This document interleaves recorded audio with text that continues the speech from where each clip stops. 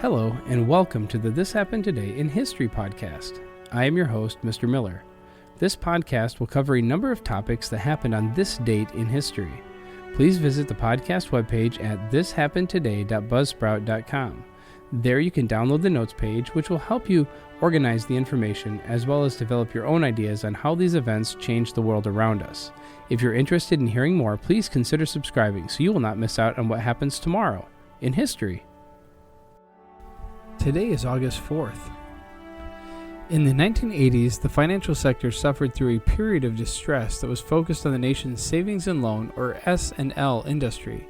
Inflation rates and interest rates both rose dramatically in the late 1970s and early 1980s. This produced two problems for S&Ls. First, the interest rates that they could pay on deposits were set by the federal government and were substantially below what could be earned elsewhere, leading savers to withdraw their funds. Second, the S&Ls primarily made long-term fixed-rate mortgages. When interest rates rose, those mortgages lost a considerable amount of value, which essentially wiped out the S&L industry's net worth. Policymakers responded by passing a Depository Institutions Deregulation and Monetary Control Act of 1980, but federal regulators lacked sufficient resources to deal with losses that S&Ls were suffering. So instead, they took steps to deregulate the industry in the hope that it could grow out of its problems.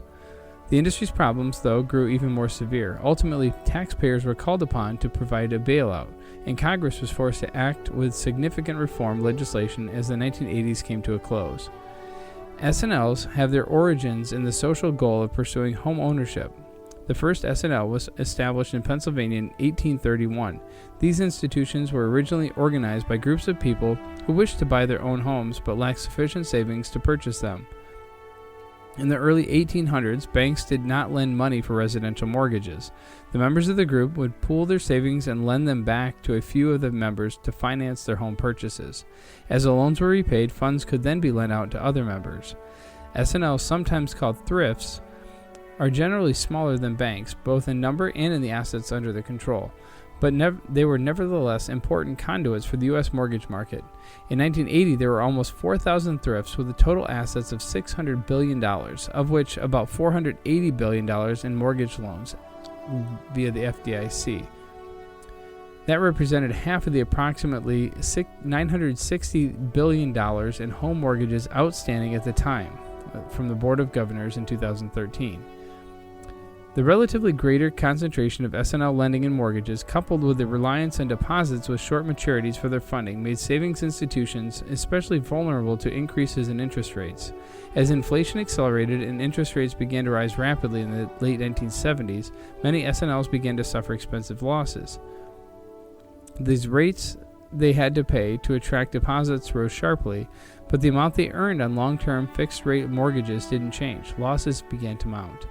As inflation and interest rates began to decline in the early 1980s, S&Ls began to recover somewhat, but this basic problem was that regulators did not have the resources to resolve institutions that had become insolvent. For instance, in 1983, it was estimated that it would cost roughly $25 billion to pay off the insured depositors of failed institutions. But the Thrifts Insurance Fund, known as the FSLIC, had reserves of only $6 billion. As a result, the regulatory response was one of the forbearance. Many insolvent thrifts were allowed to remain open, and their financial problems only worsened over time. They became known as zombies. Moreover, capital standards were reduced by legislations and decisions taken by regulators. Federally chartered S&Ls were granted the authority to make new and ultimately riskier loans other than residential mortgages. A number of states also enacted similar or even more expensive rules for state-chartered thrifts. The limit on deposit insurance coverage was raised from $40,000 to $100,000, making it easier for even troubled or insolvent institutions to attract deposits to lend with. As a result of these regulatory and legislative changes, the S&L industry experienced rapid growth. From 1982 to 1985, thrift industry assets grew by 56%, more than twice the 24% rate observed at banks. This growth was fueled by the influx of deposit as zombie thrifts began paying higher and higher rates to attract funds. These zombies were engaging in a go-for-broke strategy of investing in riskier and riskier projects, hoping they would pay off at higher returns. If these returns didn't materialize, then it was taxpayers who would ultimately foot the bill, since zombies were already insolvent and the FSLIC's resources were insufficient to cover the losses. Texas was the epicenter of the thrift industry meltdown. In 1988, the peak year for FSLIC-insured institution failures, more than 40% of thrift failures included assisted transactions nationwide had occurred in Texas. Although they soon spread to other parts of the nation, emblematic of the excesses that took place, in 1987, the FSLIC decided it was cheaper to actually burn some unfinished condos that a bankrupt Texas S&L had financed, rather than to try and sell them. Finally, by the late 1980s, Congress had decided to address the thrift industry's problems. In 1989, it passed a Financial Institutions Reform, Recovery, and Enforcement Act of 1989 that instituted a number of reforms in the industry. The main S&L regulator, the Federal Home Loan Bank Board, was abolished, as was the bankrupt FSLIC. In their place, Congress created the Office of Thrift Supervision and placed thrift insurance under the FDIC. In addition, the Resolution Trust Corporation, the RTC, was established and funded to resolve the remaining troubled SLCs, or S&Ls. The RTC closed 740 S&Ls with assets of over $407 billion. The thrift crisis came to its end when the RTC was eventually closed on December 31st, 1995. The ultimate cost to taxpayers was estimated to be as high as $124 billion. Unfortunately, the commercial banking industry also suffered its own set of problems over this period, both in Texas and elsewhere. This banking crisis also resulted in major reform legislation that paved the way for the period of stability and profitability until 2008. And in 2006, Ford Motor Company recalled 1.2 million large pickup trucks, SUVs, and vans because of a problem with the vehicle's cruise control systems that could lead to fire. This recall, in addition to the total of 4.6 million Ford vehicles that were recalled for the same problem last year. The vehicles being recalled are certain model year 1994 to 2002 F-250 through F-550 Super Duty trucks, 2000 to 2002 Excursion SUVs, 1994 to 1996 Econoline vans, 1996 to 2002 E540 vans, and 1998 Ford Explorer and Mercury Mountaineer SUVs. Diesel-powered vehicles were not affected. In rare cases, the company said in a letter to the National Highway Traffic Safety Administration, brake fluid can leak through the cruise control deactivation switch, causing corrosion in the switch. This can cause the switch to overheat and possibly burn. The switch shuts off the cruise control when the driver firmly steps on the brakes. The switch is located under the hood of the vehicle and is attached to the brake master cylinder on one end and wired to the cruise control on the other. On most of its models, Ford designed the switch to be powered or hot at all times. Even when the vehicle is off, inside the switch a thin film barrier separates brake fluid from the switch's electrical components. In January 2005, Ford recalled approximately 800,000 F-150 pickups for the same problem. Later that year, after numerous Ford owners complained that their vehicles caught fire when their engines were off and the keys weren't in the ignition, CNN launched an investigation into fires in Ford vehicles that had not been recalled. In September 2005, Ford recalled certain Bronco, Expedition, Lincoln Blackwood, and Lincoln Navigator SUVs, as well as some of the Ford F-150s and F-250 pickups for the same problem.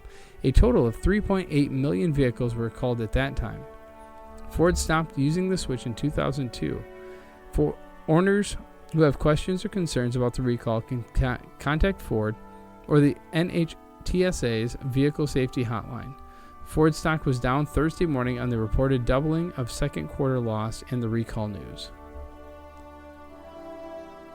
And finally, in 2012, swimming the final race of his Olympic career, Michael Phelps gilded his resume just a bit more, helping the U.S. men's 4x100 meter medley relay team claim the gold medal at the London's Aquatic Center. Phelps turned away a surprising challenge from the Japanese team, which had the lead when he went into the water to swim butterfly, the relay's third leg. It was the 18th gold medal of Phelps' record-setting Olympic career. He leaves the London 2012 Games with 22 Olympic medals overall. Pardon the cheese here, but it won't be a surprise if we hear that Michael Phelps has hurt his face by smiling too much. The entire time he was on the podium, he couldn't stop. Even a couple of extremely deep breaths couldn't do much to set his face back into its normal, relaxed look. In Saturday evening's final gold medalist backstroker Mac Grevers had put the U.S. team in first position at the start of the race, but the Japanese team wasn't far behind, and they took the lead from the bronze medalist Brendan Hansen during the breaststroke.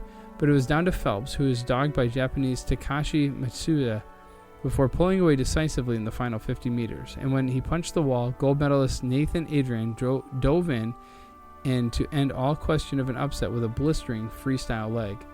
The America's team final time was 3 minutes 29 seconds, just under 2 seconds quicker than the Japanese team, which narrowly won the silver medal over Australia. You have been listening to the This Happened Today in History podcast. I thank you for listening, and I hope that you have enjoyed learning about historical events from the past. Thank you to the following websites for their information regarding today's topics: thepeoplehistory.com, federalreservehistory.org for the savings and loan crisis, 2006 Ford recall at edition.cnn.com, and Michael Phelps wins 18th gold medal at voanews.com.